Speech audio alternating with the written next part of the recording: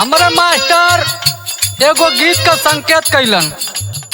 कौनो प्रेमिका अपने प्रेमी से कहलस, का कहलस? सब लोग सूत जाई हो खते अनारे अय्या हो।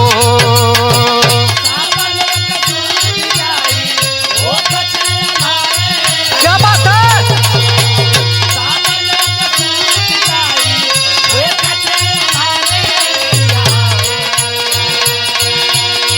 अपना दिल जनिया संगे खूब मजा मारे अय्या हो।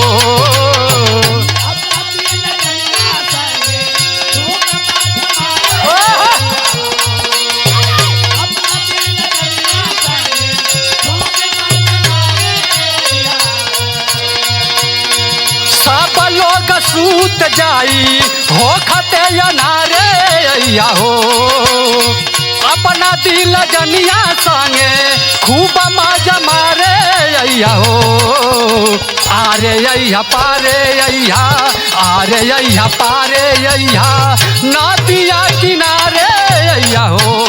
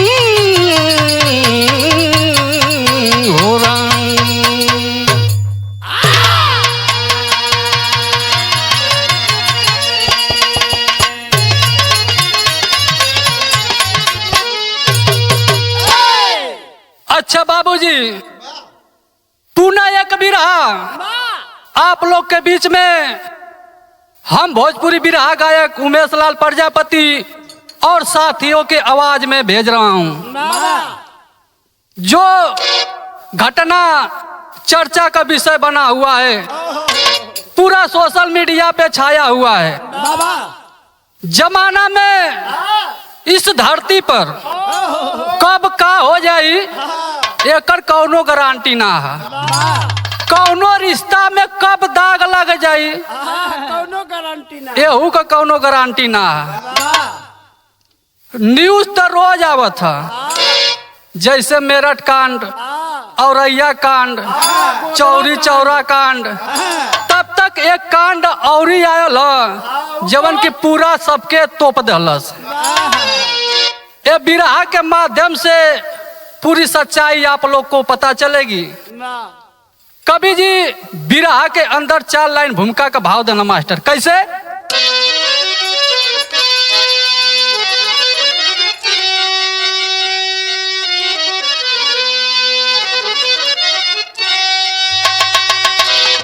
पावन रिश्ता भी कलंकित होने लगा,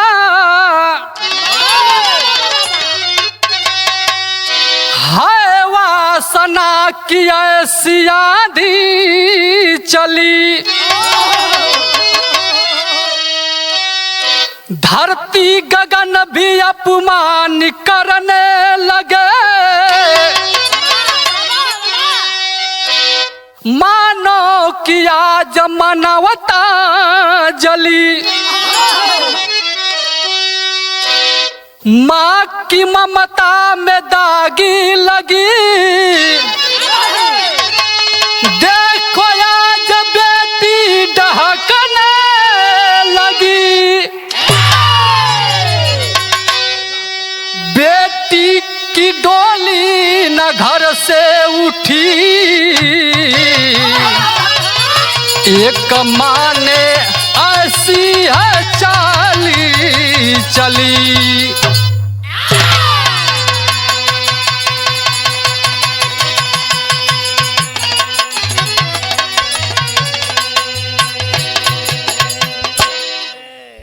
बाबूजी सब माई बाबू सोचलन कि हमारे बेटी का डोली घर से उठे, लेकिन ए जमाना में न तो माई सोचत हई और न तो बाबू सोचत हुआ।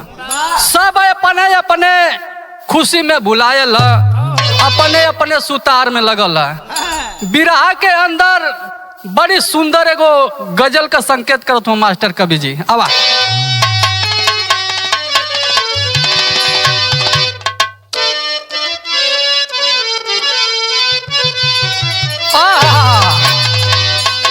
अरे जिंदगी में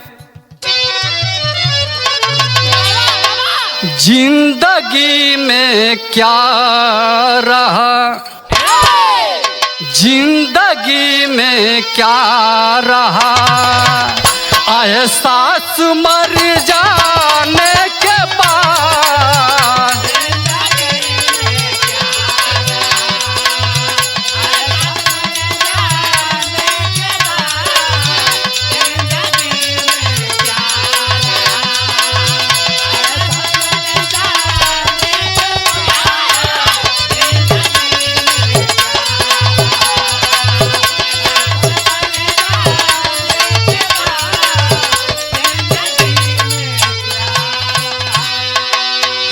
जिंदगी में क्या रहा, एहसास मर जाने के बाद। आएंगे मेरे वो साजन, आएंगे मेरे वो साजन, सावन गुजर जाने के बाद।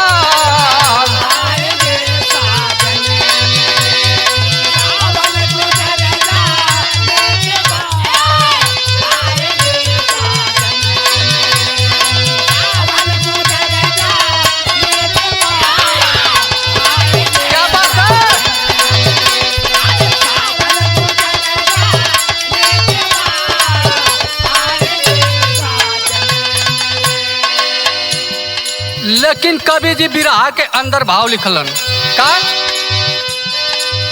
जान किसी का बचा लिया,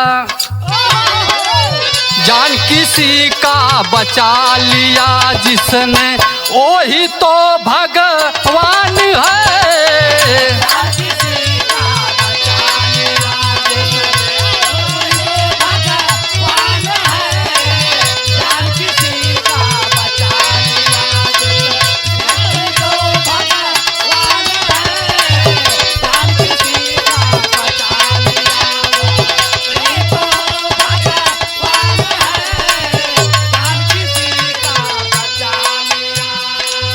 जान किसी का बचा लिया है, वही तो भगवान है।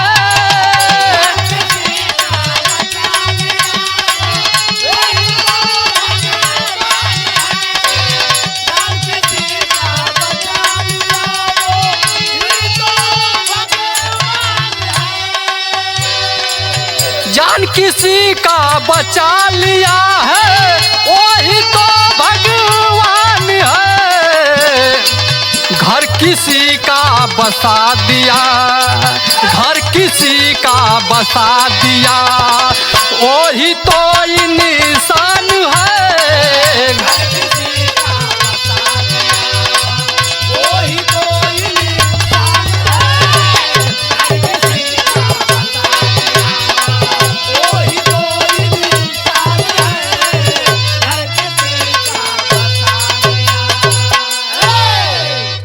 जान किसी का बचा लिया जिसने, वही तो भगवान है। अगर जेकर सांस अटकल है, अगर केहू आए के सहारा दे दे, अगर जान बच जाए, वो समय वह भगवान है। अगर केहू का घर उजरत है, अगर आए के ओकर बसा दा, तो वह इंसान है सच्चा। आज के डेट में सब उजरही के चक्कर में, बसावे के चक्कर में केहू ना। पंकज बाबू अगर संभर के ना रह तो घर में कब आग लग जाई कोनो भरोसा ना। यही जग से हमरे कहानी का शुरुआत भइल। आवा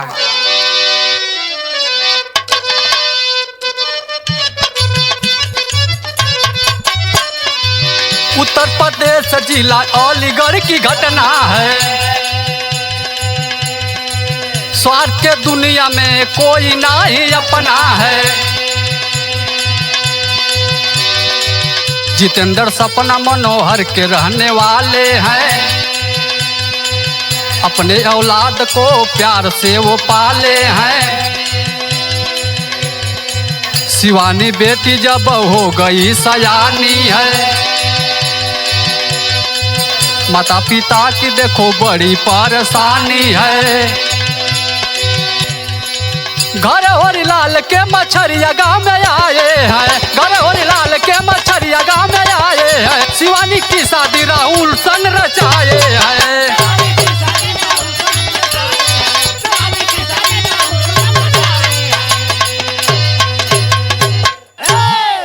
ए बाबूजी एक बार कहानी के समझ लेवल जाए। उत्तर प्रदेश जिला अलीगढ़, वही जग अलीगढ़ में एक गांव पड़ेला जौने गांव का नाम है मनोहरपुर। वही जग के रहे वाला जितेंद्र उर्फ जीतू, जेकर पत्नी अपना लोग प्यार से सपना कहा। सपना देवी भगवान 3 ठे औलाद दिलवन, एगो बेटी दूगो बेटा। बड़ बेटी शिवानी जब धीरे धीरे सयान भइल तो हर माई बाबू के चिंता होले कि टाइम से बेटी बेटा का बियाह शादी हो जाए तो माई बाबू के सर से भार उतर जाला। ऐसा ही शिवानी सयान भइलिन। माई बाबू मिल के दोनों जानी एक रिश्ता तलसना। रिश्ता कहाँ तय भयल शिवानी का? अलीगढ़ जिला में एक गांव बतावल जाला जौने गांव का नाम बतावल गया नगला मछरिया। वही मछरिया गांव के रहे वाला होरीलाल, होरीलाल के बेटा जेकर नाम बतावल गया राहुल। वही से शिवानी का शादी तय भइल 16 अप्रैल के 2025 वाला।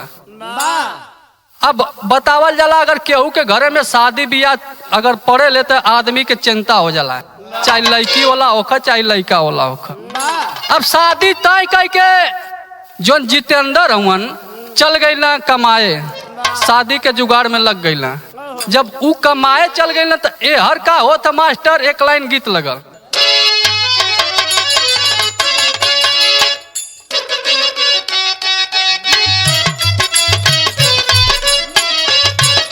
क्या बात है ए सिपाही भैया, कौनो लड़का के लड़की कलश का हो काहे बड़ा ध्यान से देखत हुआ।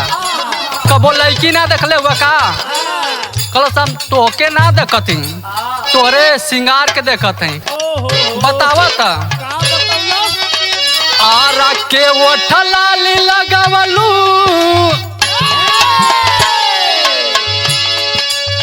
आरा के ओठ लाली लगावलू, बलिया के बाली नावा दाके नथुनी।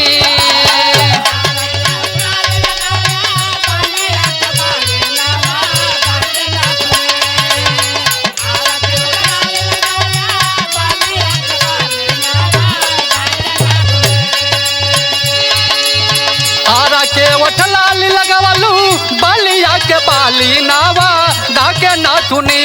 कवना जिला के जिलेबी हाउ ये बबुनी, कवना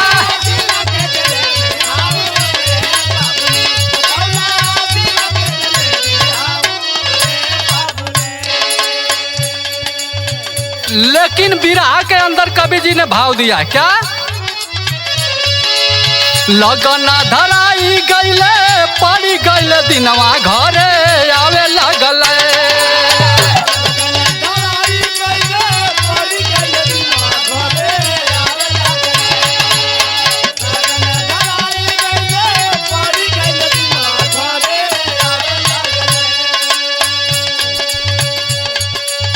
लगन धराई गईले पड़ी गईले दिनवा घरे आवे लगले।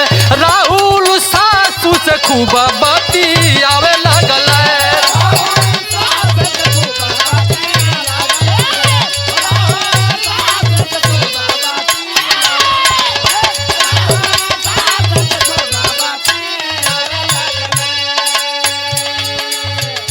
जब दिन बारी धरा गईल तो एक नया फैशन चलल कि लड़का लड़की अगर दिनवा धरा तो जब तक देखा था कि होता अपन मोबाइल दे के नंबर का दान प्रदान करके खूब बतियावत हुआ।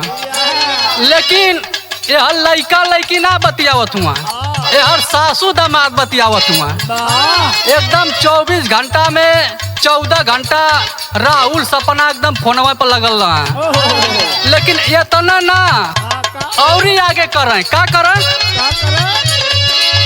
सेवा करेली सासू देखा खूब मान से।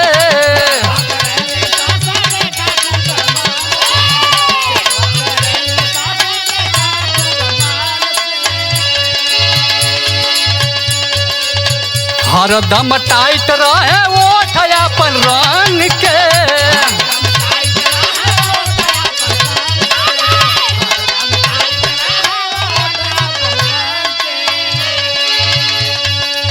संगे खूब फोटो खींचे गाड़ी पे अपने घुमावे लगल।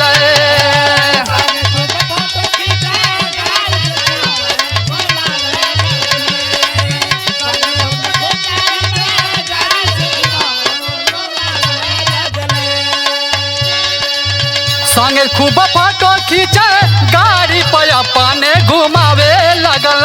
राहुल सासू से अपने बतियावे लगल। राहुल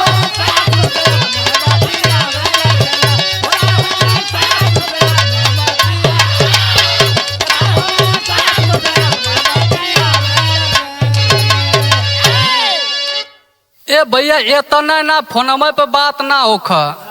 राहुल घरे भी आवे जाए लगलन अपने ससुरारी में।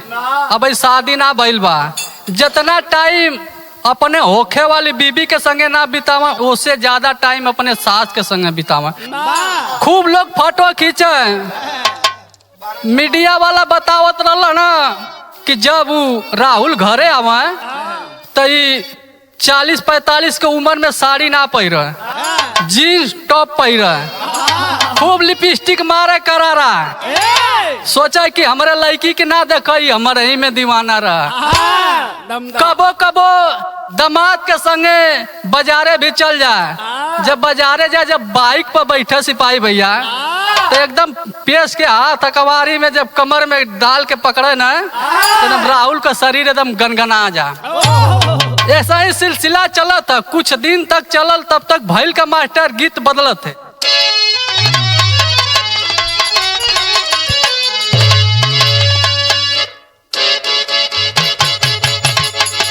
क्या बात है?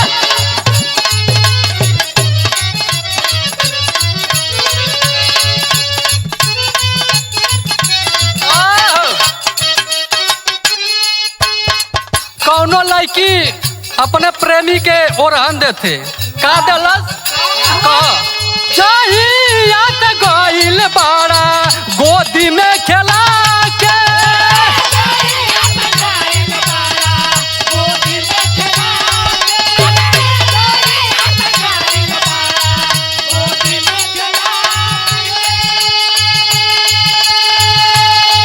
वही दिन से खोजता रोवता चिल्ला के।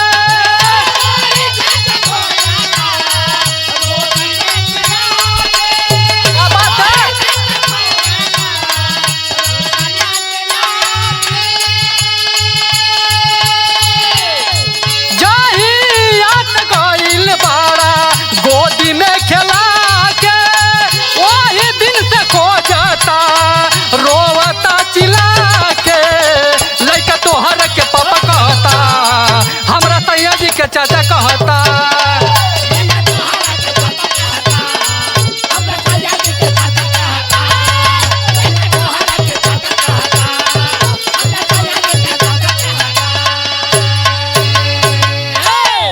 लेकिन बिरहा के अंदर भाव लगल। फोन कैल बानी सपना बड़ी घबरा के।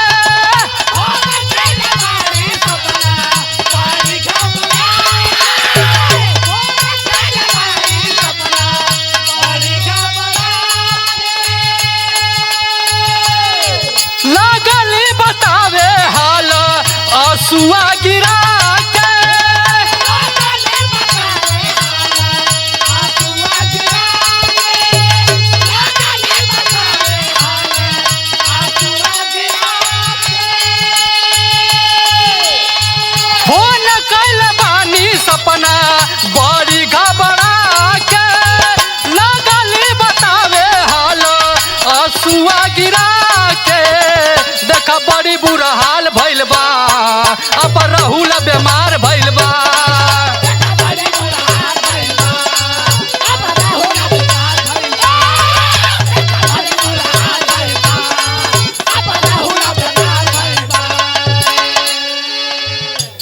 दिन सपना फोन कैली जितेंद्र के, कहली देखी न जी जौन अपन होखे वाला दामाद बा राहुल, ओकर तबीयत बहुत खराब बा। सोचा थी कि हम जाके देख लेही अगर आपका इजाजत हो तो। और का कहलिन, देखब सवेरे जाके मन घबराला।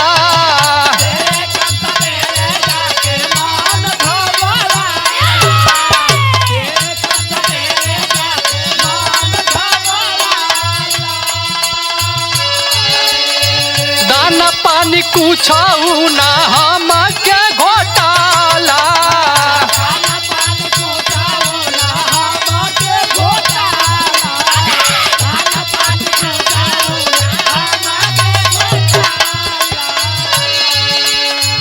कहली सपना अपने सैया के समझा के,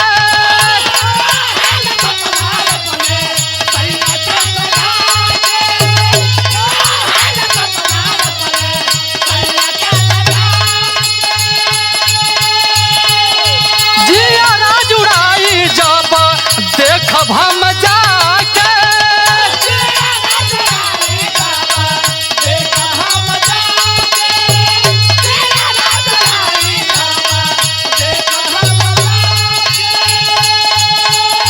कहली सपना अपना सैया के समझा के, जिया जुड़ाई जाबू देखब हम जाके। हमर जीवन बेहाल भइल बा, अपन राहुल बीमार भइल बा।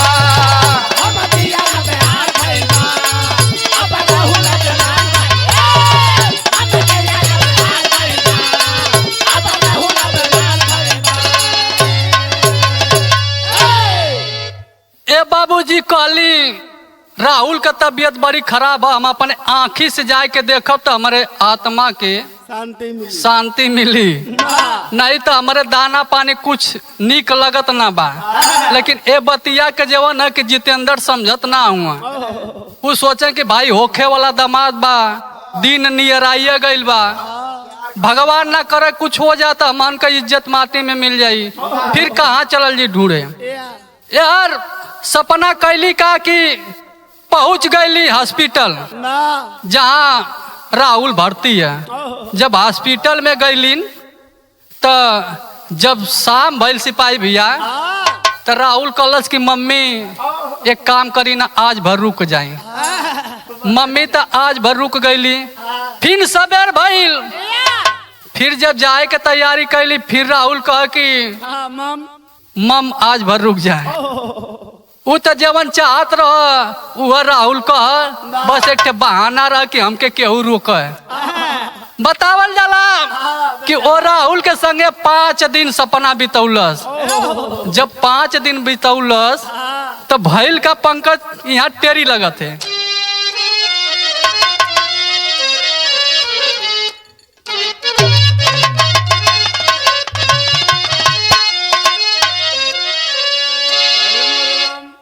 अरे मोरे राम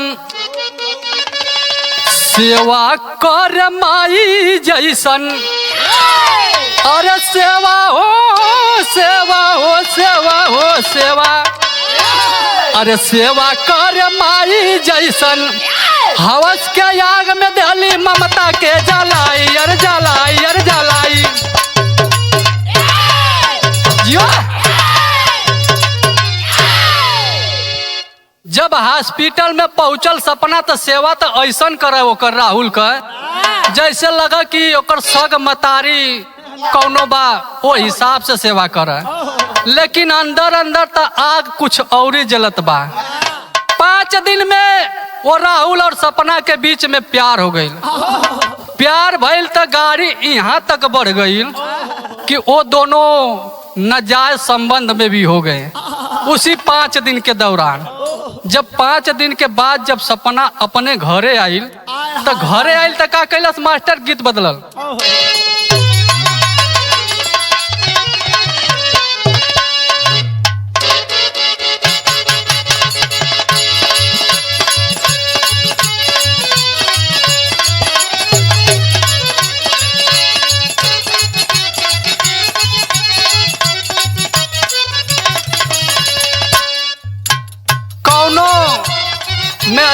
सबेरे सबेरे बड़ी उदास बा। के खा बिना ओकर मर्द रात के कुछ एहर ओहर कर देले रहल, लेकिन गलती के करल वही करल। अपने सखी से बतावते का बतौला यह गलत ये सखिया हूँ ये सखी हाय हाय हाय हाय कहते कदली गलती अंधेरे में तनी से करवट फेरे में।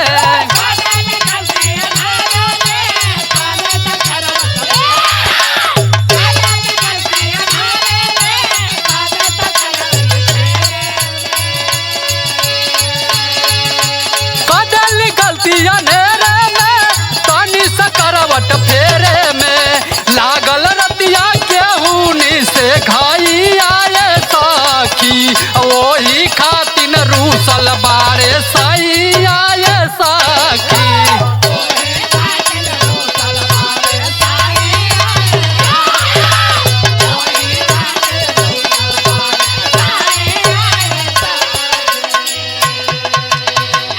लेकिन बिरहा में का भइल इज्जत के दिली गवाई हो घर में लहली बोलाई हो।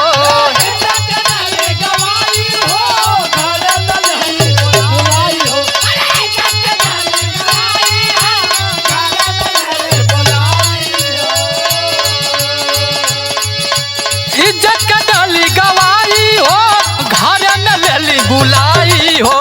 बतिया के पूछे नाही बिटिया ये भैया लेके सूत दीना और रातिया ये भैया।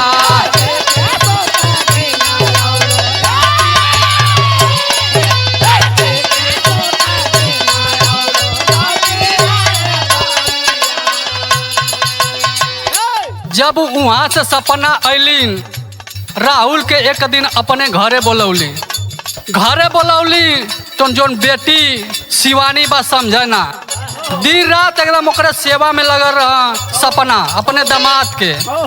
लेकिन बेटी सोचे कि काजो दामाद का रिश्ता माँ बेटे जैसन होला वो प्यार में खिलावत होकर पियावत होकर बेटी समझत ना है। लेकिन जब बेटी पजरे जाए तो माई कहे कि तुम्हारे साथ तो पूरा जिंदगी बिताने का है, 4 दिन का टाइम में हमको कुछ बोल बतिया लेने दो।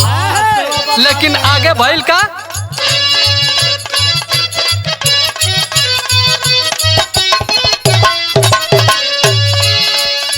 शादी के तैयारी सब लोग आया पुकारे।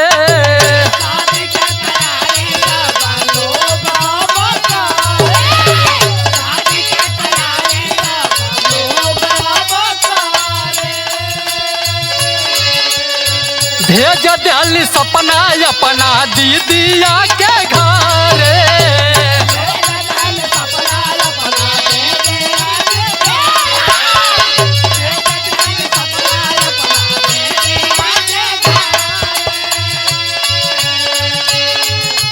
घरवा तक गईली पराई हो राहुल के अपने बोलाई हो।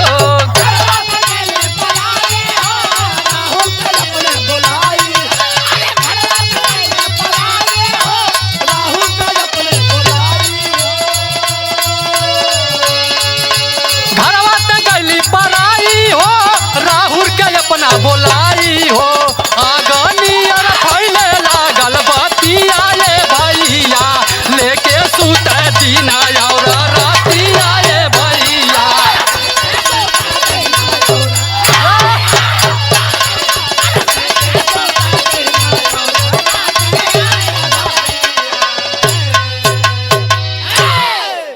ए बाबूजी जैसे शादी का दिन नियर आइल वैसे ही जोन जितेंद्र हवन घरे अलन कुल तैयारी करे बदे कार्ड छपा गईल न्योता बटाए लगल। 6 अप्रैल 2025 के दिनवा जवन है कि सपना अपने सैया से कहली कि ए जी कड़वा लेके हमारे दीदिया के घरे चल जेती। आप जितेंद्र जवन है कि कार्ड लेके चल गई सपना के दीदी के घरे देवे 6 तारीख के। जब उ गई कार्ड देवे एहर जोन सपना घर से निकल गई बाजार का बहाना कह के। जितेंद्र जब शाम को अलन शिवानी से पूछला बेटी तोहर मम्मी कहाँ गई। शिवानी कहली पापा तोरे पीछे मम्मी गई, तू तो आ गया लेकिन मम्मी अब अभी तक ना आई। जैसे 8 बजल जितेंद्र फोन कैलन शिवानी के। शिवानी कलश मैं 1 घंटे में आ रही हूँ। 1 घंटा करत करत बज गल 10। जब 10 बजल तो मोबाइल बंद हो गई। जब मोबाइल बंद हो गई तो थोड़ा बहुत डाउट था जितेंद्र को कि अपने दामाद से बहुत ज्यादा मेरी बीवी बात करती है, शायद उसी के साथ कोई सामान किन ले गई होगी मार्केट। जितेंद्र अपने दामाद राहुल के फोन कैलन। जब राहुल के फोन कैलन राहुल भी 2 बात बतिया के उहो मोबाइल बंद कर दिल। जब मोबाइल बंद हो गई तो वो बेटी का हालत का भइल मास्टर विदेशिया लगत।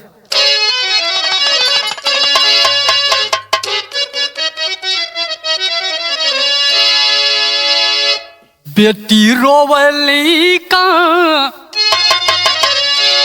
कैलू महतरिया हो काहे छीनल हालू हो हमारो सुहागवा। बेटी को डाउट हो गया वो दोनों के रहन सहन देखकर कि मेरी माँ लगता है राहुल को लेकर भाग गई। आगे का भाई बसे से पहले हमार उजार दिहलू घरवा हो काहे नहीं दे दिहलू हमके जहरवा।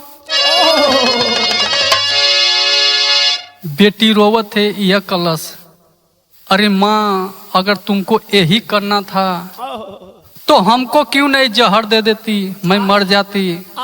ये सब देखने से पहले ये सब सुनने से पहले अब हम किसके दरवाजे जाएं, किसके आगे अपने दुख को सुनाएं, किससे अपने चेहरों को छुपाएं, किसको अपना चेहरा दिखाएं। शर्म के मारे दोनों बाप बेटी एकदम गमगीन हो जाते हैं। घर से बाहर निकलने की हिम्मत नहीं पड़ रही है। इस घटना को किससे बताएं, किससे कोई बता सकता है भाई। चाहे आपके घर की ये घटना हो चाहे हमारे घर की घटना हो, अगर आप अपने दिल पे लेंगे एक बार उस जितेंद्र के जगह उस शिवानी के जगह अपने को रख कर सोचेंगे तो वही रास्ता दिखाई देगा कि अपने को आत्महत्या कर लो। अब जवन है कि जितेंद्र जब फोन कैलन राहुल के तो राहुल ऐसा जवाब दिया सुनकर वो जितेंद्र और बेटी दोनों का कलेजा फट जाता है। जवाब का दिया मास्टर, यहाँ एक गीत बदलत।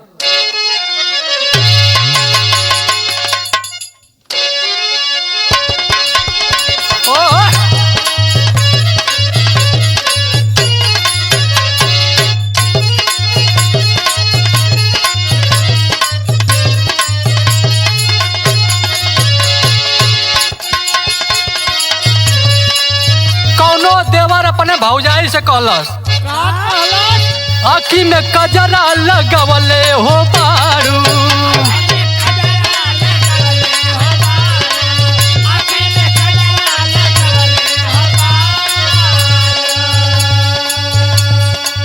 सबई के पागल बनवले हो बारू।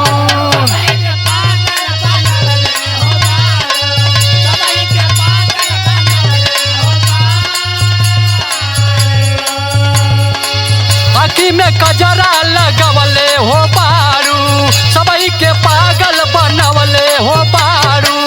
रैया चललू मारे सबही नजरवा, रैया चललू मारे सबही नजरवा। बादा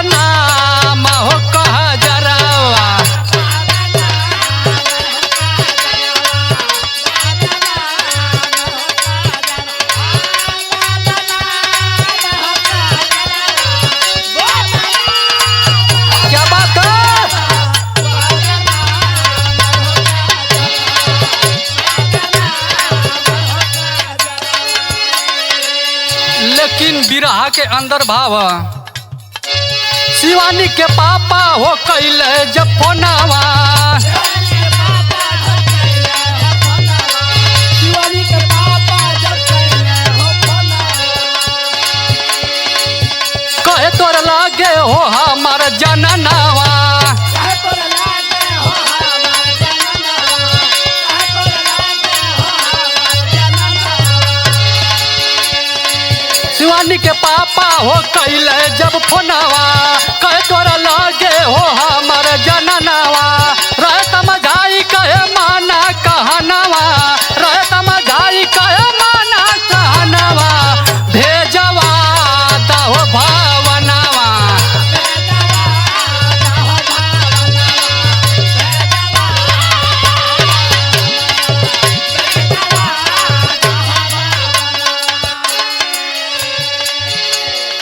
जब जितेंद्र राहुल के फोन कैलन कहलन हमारी बीवी जो है तुम्हारे पास है, एक काम करो बेटा उसको जल्दी से घर पे भेज दो। जब इतना बतिया जब राहुल सुनलस तक कहलस का कहलस, सुना जब बात राहुल गोइल गुसियाई,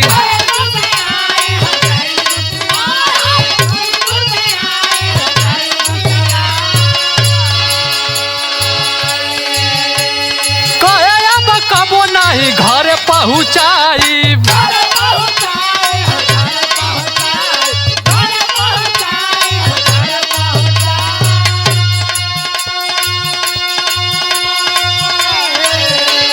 यतना कहत बंद कई दिल फोनवा, यतना कहत बंद कई दिल फोनवा, भेजवा दह भावनावा,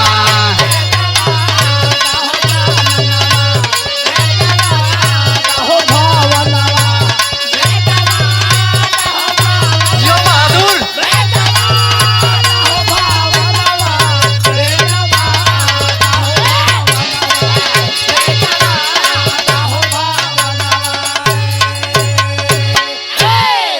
ए बाबूजी जब जितेंद्र कहलन कि तुम्हारे पास हमारी बीबी है उसको सही सलामत घर पे भेज दो, राहुल गुस्से से लाल हो जाता है, बोल रहा है तुम लोग ने 18 साल में इसको कितना सताए हो, ये अभी तुम्हारे घर पे कभी नहीं जाएगी। ना इतना कह के फोन बंद कर दिलस।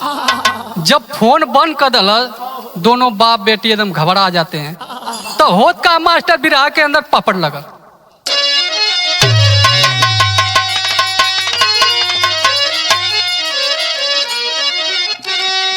अरे या सही पागल जब बन जाई है माई के समझाई हो, अरे या सही पागल जब बन जाई है माई के समझाई हो, अब बिटिया के कौरी के विदाई के समझाई हो।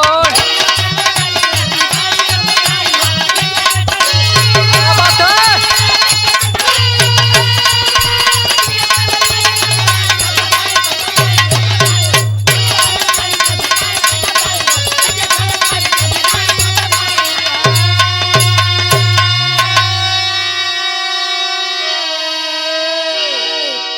ए बाबूजी कवि जी लिखत मन असही जब पागल हो जाई हम माई के समझाई हो, अब बिटिया के करी के विदाई के समझाई हो। अगर बेटी से पहले मतरिया भाग जाइए घरे से तब बेटी कैसे रोइया कैसे अपन दुख सुनैया। जितेंद्र कैलन का अरे जाके थाना में सारी बात बतावल हो, अपने दामाद के खिलाफ रपट लिखवावल हो। अरे 3 लाख रुपया लेके गईल पराई के समझाई हो, बिटिया के करी के विदाई के समझाई हो। अब जितेंद्र जाए के थाना में रिपोर्ट लिखा देना अपने दामाद और अपने बीबी के विपक्ष में।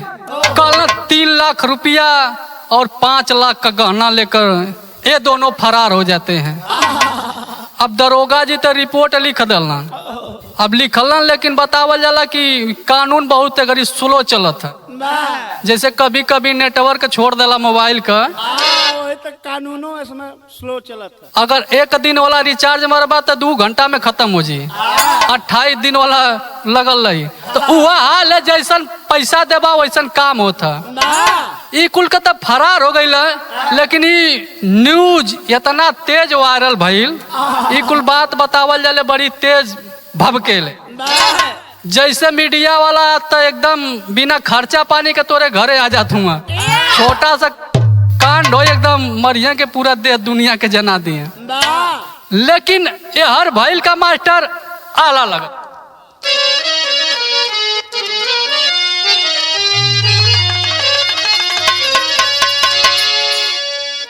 हाय रंग आपन ही लोग अपन छीन लाया हरवा भैया,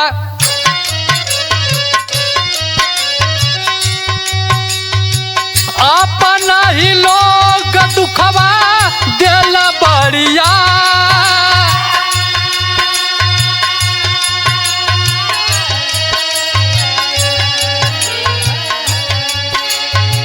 चारों ओर तापाना के फैलल बा खबरिया बाबू,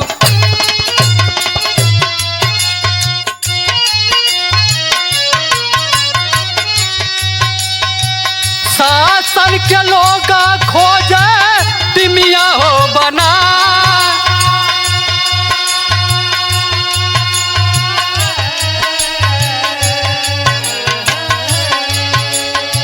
राहुल सपना एक दिन जापू खोलला अपन फोनवा भैया,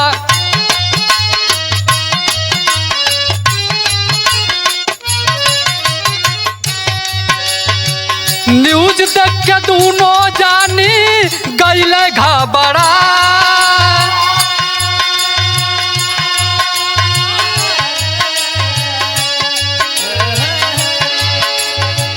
अलीगढ़ थानावा में पहुंचे दोनों जोड़वा बाबू,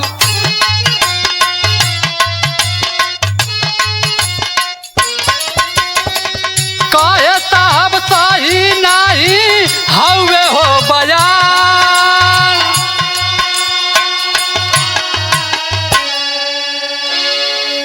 ए बाबूजी शादी थी 16 अप्रैल को, 6 अप्रैल को दोनों भाग जाते हैं मोबाइल बंद करके।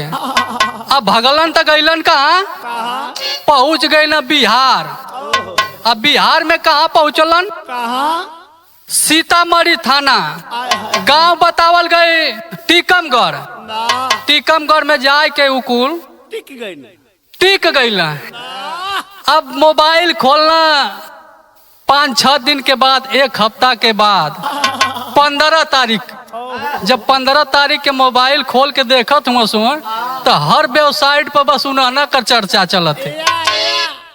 देख कर दोनों घबरा जाते हैं कि पुलिस पीछे पड़ गई है। अभी कुल कैलन का कि अपन कलन की अब चला हमन का हाजिर हो जाए, नहीं तो जो नहीं 3 लाख रुपया का 5 लाख का केस बनावल है, ये मत हमन का जिंदगी बर्बाद हो जाई। अब अलीगढ़ थाना में आए के दरोगा जी से कहा दोनों की साहबी सच ना है, ये गलत है, सरासर झूठ है। दरोगा जी भी घबरा जाते हैं, वो सोचलन कि सही बात है, अब कौनो साबुत हाथे लगल ना है। 3 लाख रुपया आयल कहाँ से, अगर 5 लाख का गहना है तो ओकर बिल रहे के चाहिए, बिल भी ना है। दरोगा जी सोचलन बात तो सही है। दरोगा जी कहला अच्छा ठीक है, मान लो मैं तुम्हारी बात मान रहा हूँ, लेकिन अब तुम क्या करना चाहती हो वो बताओ। तो वो सपना बताओ थे, का बतौलत मास्टर खड़ी लगा।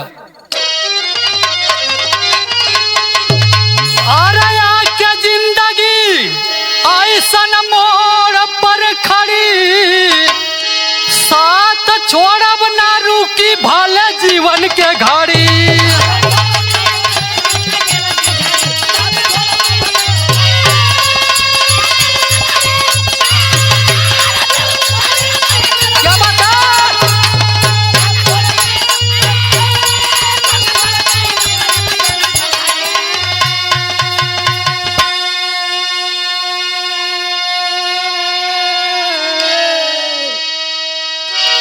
सपना कलश साहब अब तो हम ओ मोड़ पर आके खड़ा हो गए हैं, न घर कहीं न घाट कहीं। ऐसे बढ़िया जब तक हम जियब ए राहुल के संगे रहब तब तक भइल का। अरे आई के जितेंद्र रहे समझाई, अमाई से बेटा हो रोवेली पटाई।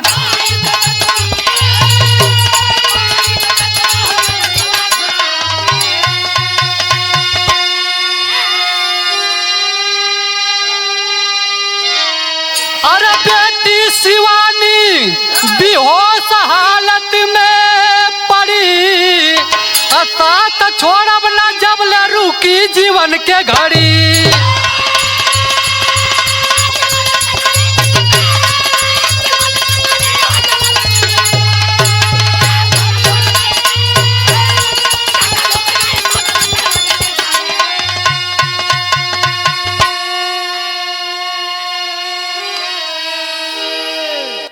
ए बाबूजी सपना एकदम जीत कर दलस कि हम रहब तो राहुल के संगे रहब, लेकिन फिर भी जो जितेंद्र था आके समझाता है घंटा 2 घंटा। एक बेटा था 5 साल का अपने माँ से लिपट के रोता है, लेकिन माँ को थोड़ा भी दया नहीं आई, उसको भी ढटकार देती है। ए बाबूजी जोन बेटी का शादी रहल शिवानी घरवा में बेहोश पड़ल है, लेकिन उस निर्दयी को थोड़ा भी दया नहीं आया, किसी के आंसू का कीमत नहीं समझी। जब भी बोल रही है उसी राहुल के पक्ष में बोल रही, सब झरझर झरझर रो रहे हैं। बारे माँ ऐसी माँ इस धरती पर किसी को न दे, अगर ऐसी माँ हो तो इस माँ को कोई औलाद न दे। आगे का भैल मास्टर।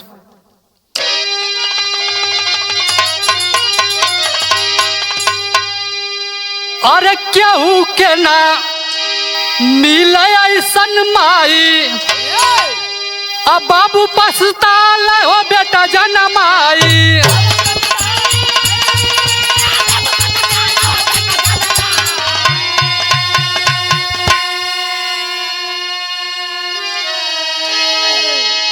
तब तक उसी थाने में और राहुल के पिताजी जो होरी लाल थे पहुंचे, आंख में आंसू लेकर बोले क्या बेटा इसी दिन के लिए तुमको पाला था कि मेरी इज्जत तुम उछाल दो, किसी के सामने मुंह दिखाने लायक मत छोड़ो।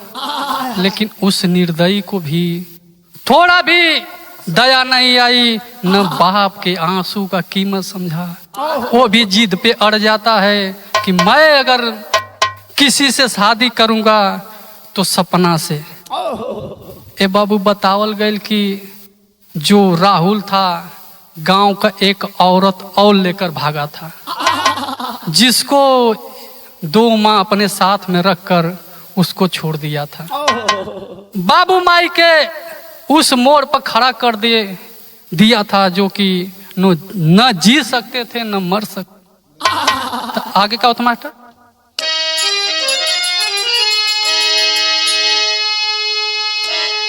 अरे माई के ममता से ना कवनो नदी बड़ी, साथ छोड़ब ना जब ले रुकी हो जीवन के घड़ी।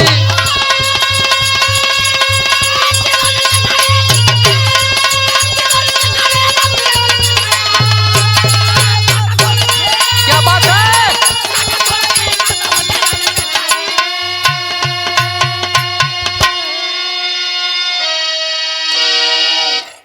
अभी अभी ताजा न्यूज आया है कि दरोगा भी उस दोनों को छोड़ देते हैं, क्योंकि हमारे हिंदुस्तान का नियम है, कानून है कि अगर लड़का लड़की बालिग हैं तो वो दोनों को साथ में रहने की इजाजत देता है। लेकिन ऐसा कानून हमारे हिंदुस्तान में नहीं होना चाहिए। लड़का लड़की तक सही है, अब 4 लड़की का मतारी बाबू के भी कानून इजाजत देवे लगी तो ये समाज किस ओर जाएगा एक बार आप लोग गौर करके देखिए, दुनिया में रिश्ता गंदा क्यों हो रहा है? क्यों? प्यार।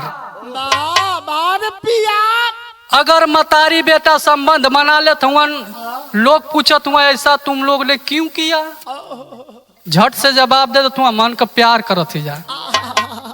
कोई किसी के साथ संबंध बना ले रहा है, लेकिन सबसे ठोस साबूत रखता है कि मैं एक दूसरे से प्यार कर रहा हूँ। अगर ऐसा ही रोज प्यार होत रही तो इस संसार कहाँ जाई?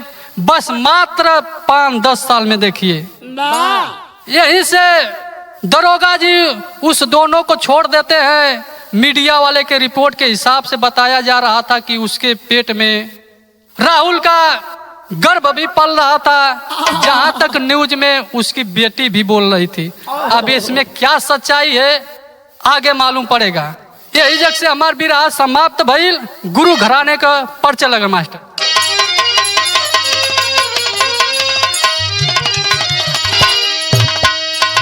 गुरु बिहारी, गुरु गणेश, गुरु रामलाल गुरकारी, स्वर्ग बसे चंद्रिका, कभी बच्चन जी बने पुजारी हो।